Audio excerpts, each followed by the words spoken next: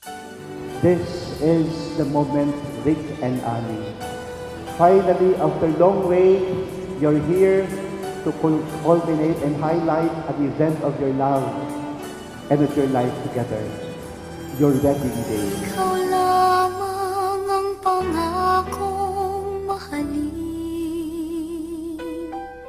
sa sumpang sa'yo. Rick, sumasang-ayon ka ba na maging asawa si Annie na narito ngayon alinsunod sa batas at malituntunin ng ating banal na simbahan?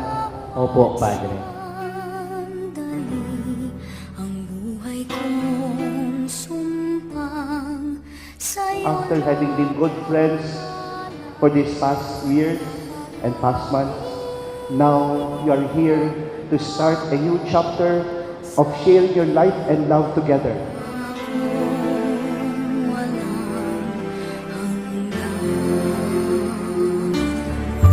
Ikaw lamang ang pangakong susunod sa takbo saktan, liwanagan ang daan, yakapin mo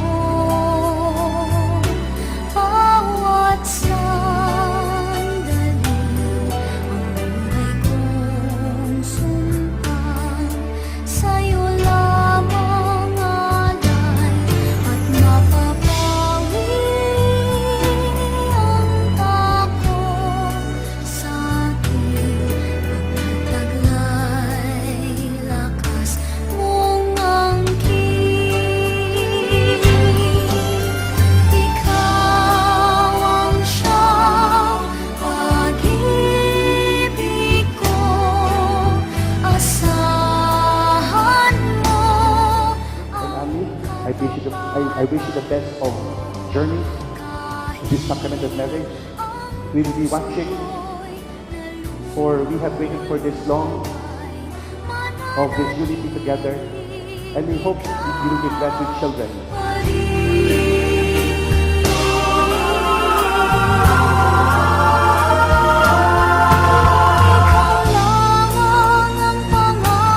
Annie, sumasang-ayon ka ba na maging asawa si Rick na narito ngayon alinsunod sa batas at malituntunin ng ating banal na simbahan? Opo, Padre. Yakapin mo bawat O Panginoon, kami po ay iyong loobing magkaisa ng kaloob at damdamin mula ngayon sa kaginhawahan at kahirapan, sa karamdaman at kalusugan, sa lahat ng araw ng aming buhay. sa'kin, pangakong walang hanggan. The Lord will have to give you. That would be our wish. And much more, children filled with much love in your home. Congratulations and a blessed celebration of your wedding.